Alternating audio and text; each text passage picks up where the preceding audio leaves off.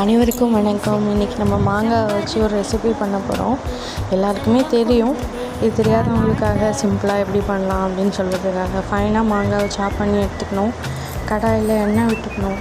எண்ணெய் விட்டுட்டு கொஞ்சமாக கடுகு, ஒரு 4-5 வெந்தயம் போட்டுக்கணும். வெந்தயம் எதுக்குன்னா அந்த ஃப்ளேவர் நல்லா கொடுக்கும். இது ரெண்டும் பொரிஞ்சதுக்கப்புறமா நம்ம வெட்டி வச்சுருக்க மாங்காயை எடுத்து மிக்ஸ் பண்ணிக்கலாம். நல்லா சின்ன சின்னதாக கட் பண்ணும்போது அங்கங்கே நமக்கு வாயில் மாட்டும், நல்லாயிருக்கும் அந்த டேஸ்ட்டு.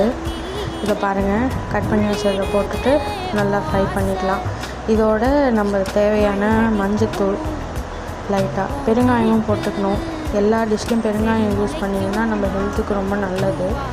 இது கூட இப்போ லைட்டாக மஞ்சத்தூள், சால்ட்டு, உப்பு, ஏன்னா கல்லுப்பு கரையாது, அதனால் சால்ட்டு இது நல்ல ஒரு கலருக்கு வந்துடும். அதுக்கப்புறமா நம்ம தனி மிளகாய்த்தூள் கொஞ்சமாக ஆட் பண்ணிக்கணும். தனி மிளகாய்த்தூள் கொஞ்சம் காரத்துக்கு ஏற்ற மாதிரி ஆட் பண்ணிவிட்டு நல்லா கிளறி விட்டுட்டு வச்சிட வேண்டியதுதான். ஒரு 75% குக் ஆகிருக்கும். இங்கே பாருங்கள், இதோ நல்லா குக் ஆகிடுச்சு. இதோட நான் கருப்பட்டி சேர்த்துருக்கேன். சாதா வெல்லம் இல்லை, நல்லா கருப்பட்டி எல்லாம் ட்ரை பண்ணேன். டேஸ்ட் ஆனால் சூப்பராக இருந்துச்சு.